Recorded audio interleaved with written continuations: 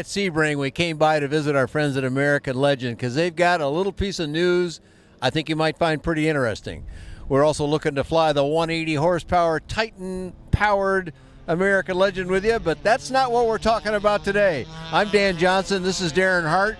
Darren, you got a guy that's going to use one of these in an air show now. What's that all about? Well, we decided to do a little sponsorship with Greg Koontz and C&D Aviation, the Alabama boys, they call them, to replace their existing Cub with the Super Legend HP, which is the 180 horsepower. Okay, he's going to use the big boy engine then, all well, right? you know, these air show guys, they got to show off and show their performance, and so that's what they wanted, and we decided, well, that sounds like a great idea. We'll sponsor a bunch of Alabama boys with a bunch of rednecks and stuff over there and let them do their show. Cool. So I can imagine what he might do, especially with a very powerful, I mean, compared to the original Piper Cubs, well, this thing just outflies it in every way I can imagine. So, which is true, correct? Right. I mean, anybody knows Greg Koontz. I mean, he puts it to the envelope, and he can make an airplane fly through the sky. Pretty remarkable. Yeah, he's a well-known entity in the air show game, so pretty exciting. He's going to use your airplane. What kind of act is he going to do you think? Well, he has the Alabama boys. They do their own act, but they're trying to shoot the airplane down out of the sky. So, okay. The rumor is he may have to have a bigger gun down there on the ground to shoot the airplane. But, you know, he's real famous about having the world's smallest runway. You know, he takes a truck and puts a couple rails on it, and they make a couple attempts going down the runway to try to land on a truck, and they do it, and they accomplish it. So it's what they call the world's smallest runway act. Well, they make it look so easy. I've seen those kind of acts before. I don't know if it was his or not. And they make it look like, well, anybody could go out and do that, but would you go out and try that? Well, I don't think so. I don't think so either. No, I know I'll leave I that would. up for the professionals.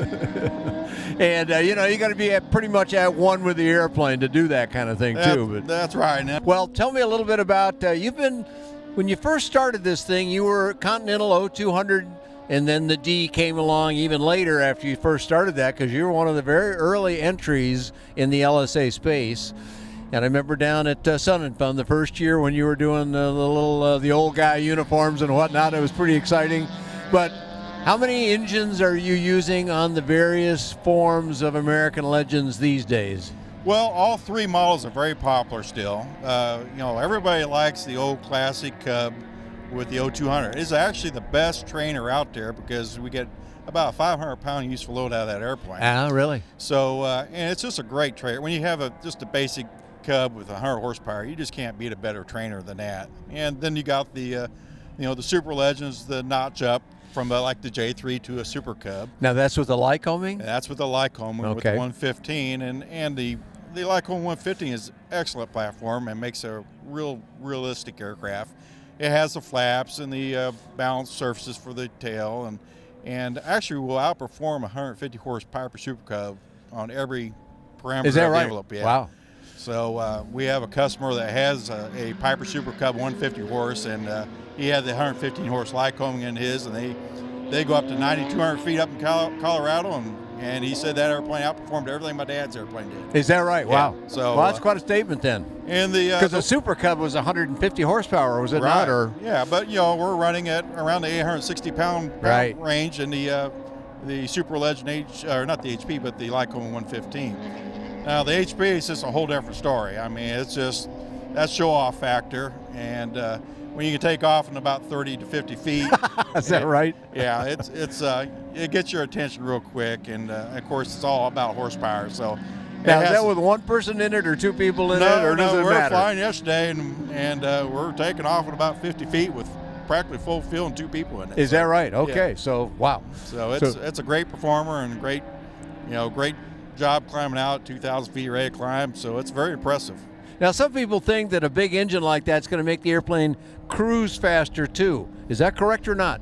Well, what we're seeing is that we'll typically see about 108 miles per hour versus like an 0200. It's about a 98 to 100 miles per hour. So it's a few miles an hour more, but it's not a big deal more. And the 115s are cruising about 103, 104. So you're not getting a whole lot of extra bang for your buck, and you're having to reduce the power on the 180 horsepower anyway to be light sport compliant. Sure.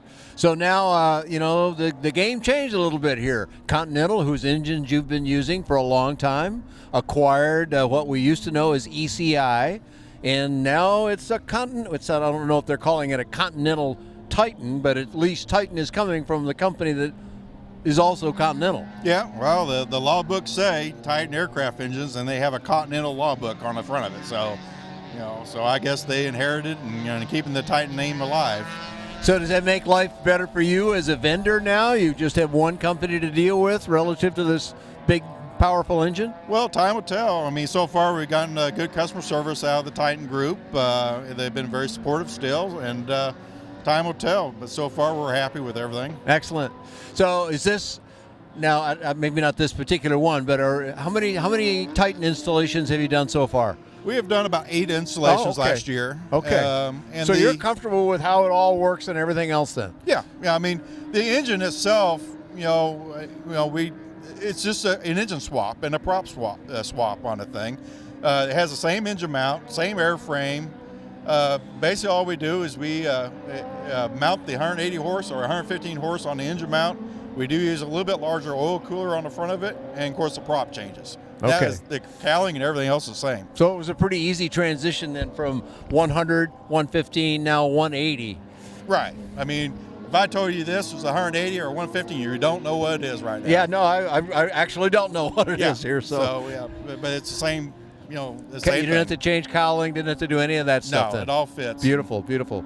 And it gives you a lot of visibility in air shows with a well-known name in the air show world. Yes, it does. We're very excited about it. So I would think that was a sponsorship worth taking there. I'm sure you made him a good deal on the airplane and all, but that's how that works. That's how it works. But you'll get some good mileage out of that, and we hope it'll help you sell some more airplanes. Well, I'm positive it will. Great. Well, to get more information on the whole line, because you're doing kits as well. You're still doing kits, right? Yeah, we do quite a few kits. Okay. And fully built, of course. We know that for a long time. Tell us how we go on the web, find you to get information on whatever people might want to buy. Well, the web address is www.legend.aero. Okay, pretty easy there. We'll put it up on the screen for folks. I've done plenty of reporting about American Legend over the years. Looking forward to flying the 180 horse at some point. We'll get to that too, but you can find that and all kinds of affordable aviation on BuyDanJohnson.com. Thanks for joining Darren Hart and myself here at Sebring.